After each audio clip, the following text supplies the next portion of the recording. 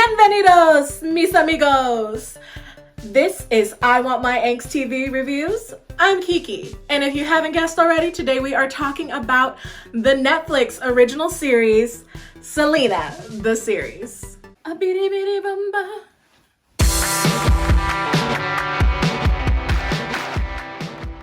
Como la flor, tanto amor, me diste tú. Sorry, I'm getting real into it. Anyway, we all know how much love we all have for the Tejano queen herself, Miss Selena Quintanilla. All of us have played her music on repeat since childhood. We know words, we know random facts. We all are gonna kill that bitch Yolanda. I'm gonna be cool. I just wanna say hi, that's all. But I'm here to talk to you about the Netflix original series, Selena the series. And woo, just got a little bit of tea. Before we get off to anything, keep in mind this is a part 1. There will be a 2 to this series. There is much more to come. This review, I'm gonna do spoiler free, but then we're gonna get into it. Selena the series is a Netflix original that meets Selena in her early childhood, and we get to follow her through the early years and creation of the brand and band that is Selena. From Selena y los Dinos to Selena. It's the full trajectory. I actually really enjoyed watching this series. Yes, there are some problems that are gonna arise, we're gonna talk about it, but I really liked revisiting the story of Selena, getting to learn more about her and her family.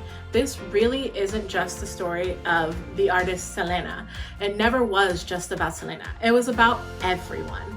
And this lets us know that the band really was a band. Selena was a band. Selena. Y los Dinos. I loved seeing the growth of how multifaceted Selena was. We know that she had clothing labels. We know that she definitely wanted to make her own makeup and perfume. And we got to see that through her creativity as a young adult and child. Selena made her own clothes. Selena made and designed clothes for the band. Selena was an icon in herself for being truly herself.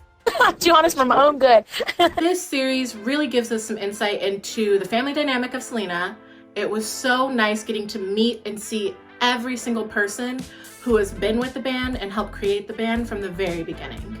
Point in being the stories of her parents and her siblings. We have Ricardo Chavira, who plays Selena's dad, as well as Seidy Lopez, who you might remember from the Selena movie, who is playing Selena's mom, which I think is awesome that they were able to get someone from that original iconic movie cast to join in on this series. Gabriel Chavarria, who played Selena's brother, AB. We really get to learn about AB in this series. It's nice because it's safe to assume that not everybody knows that AB wrote a lot, if not all, of Selena's music. He's more than just a name on the record. He was actually a partner in this band. And her sister, Suzette, played by Noemi Gonzalez. We really get to see that Suzette was Selena's best friend, and a lot of experiences that Selena went through in life, she shared with this person. Even her secret love affair with the bad boy Chris Perez, played by Jesse Posey. Yes, Tyler Posey's brother. Taking on the role of Selena, we have Christian Serratos, and yes, that is Angela from Twilight. She is still kicking out, she's still working, and apparently she is Selena. Oh my God. Before I get into her performance, take everything you know of the icon Jennifer Lopez and throw it away. This is a whole different story. For me, Christian really captured this youth and naive sense that we really didn't get from the Selena movie. She was super sheltered. She even finished high school at home. Getting to see these things that we didn't see in the movie really helps us understand why Selena might have trusted people that the average person would mistrust. All of that aside, what she got wrong were the performances. The performances were a mess. The worst wigs. I mean, the fashion was definitely on point, and we definitely got to see Selena's point of view through that. But Christian, girl, learn the words. Like, step one, learn the words. Learn the dances. Selena was iconic in her dance moves. She took influences from flamenco, cumbia, you know, she brought all of that in to her music, and we saw the worst efforts of that through Christian. Remember, this isn't the first time someone's played Selena. You have someone iconic to live up to. One of the biggest criticisms of this series is that it's not a show about Selena. I feel like this was Abraham's story and AB's story more than it was Selena's. As a fan, I went into this show expecting to learn more about one of my favorite artists, and the more I learned was actually about her dad and her brother. And because we concentrated so much on Abraham and AB, we really didn't get to see Chris and Selena fall in love. And that's the story all of us have always been dying for. Chris is still in this world. He is someone who can give first-hand encounter to how it really started and where it ended up going. And I'm sure it's a lot more than some candid, sordid eye exchanges on a bus to a show.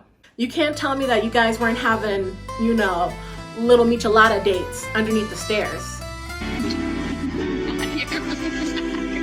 The series glorifies her upbringing while leaving off the fact that she actually grew up pretty religious. And because of that religion, she may have still been here today if she wasn't involved in it. Controversy. Why would you say something so controversial yet so brave? I think if we did get to hear that there was a religious background for Selena and the way she was raised, we'd understand her family dynamic a little bit more. We did get to see the family spend a ton of time together on the bus, but seeing how the bus situation really was and them losing their home multiple times throughout this series, it felt abusive. Are you really taking your kids through winters in Colorado in a bus with no beds and no heat? Like, that's absolutely crazy, sir. Some people could view it as chasing your dream or doing any and everything to get what you want. But I don't know, it didn't sit right with me. I feel very uncomfortable right now. This is 9 one-hour episodes, but I found them incredibly slow. And in one sense, that's great. I felt like I got to spend more time learning about the band, but on the other end, it dragged. It was so cool getting to see Selena's early life, her influences and performances. But in a way, I feel like it kind of bastardized her in a sense where it seemed like she never really wanted to make Spanish music. I mean, even if Selena's ultimate goal was always an English album, in some ways, I feel like the scope that they put it in made it seem like she didn't care about making music in Spanish, and she did. Es el más dulce recuerdo de mi vida. The show does really paint a perfect image of Latinos in America. It's so important to see the Latino in America story because it is a struggle. Being third generation, Selena really had to find a way to meld into that traditional Mexican dynamic. And that's not an easy crossover. You speak different, you act different, you look different, and there's a lot to learn there. And we see her and the band really struggling to kind of get there. Casi todos los diseñadores ponen, si es un 16, lo ponen que es un 14. Un 14. 14, perdón. Ese es Tex-Mex 14. One great thing about this series is that we really get to see the build-up and creation of some of our favorite, most iconic Selena songs. We get to see where it was sampled, where the idea came from, the story that they were trying to tell. And it was really nice to sit with the band and learn these things and see Selena bring some of these songs to life. I loved the clothes. Netflix, if you want to make merch, make a Selena line. I want the jacket, I want the boots, I want the hat, I want it all. I'll even take the cow outfit. Yes, la vaca. La vaca, move. La vaca, move. Okay, so here's what some people might deem as spoiler territory. The series does end with Abraham finding out about Selena and Chris's relationship and kicking Chris out of the band. How Abraham did not know that she was writing songs like, or singing songs like Amor Prohibido about Chris, I don't know. It's a song about forbidden love. Come on. And then we end on the introduction of Yolanda, played by Natasha Perez, who is not Yolanda. Do not ruin this girl's career before it even started. Don't send her hate mail. Keep your tweets in your pocket. Have I hurt you?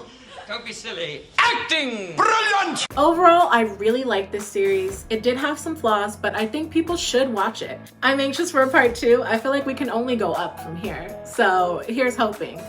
That kind of sounds bad because she would die in the second half. But I mean, we're gonna get into the juicy in the second part of the series. So I'm curious to see what other nuggets we're gonna get about her life in the story that we already know. So let me know what you think. I really enjoyed it. Thanks for watching. Don't forget to like, comment, subscribe, ring that bell, and I will see you very soon.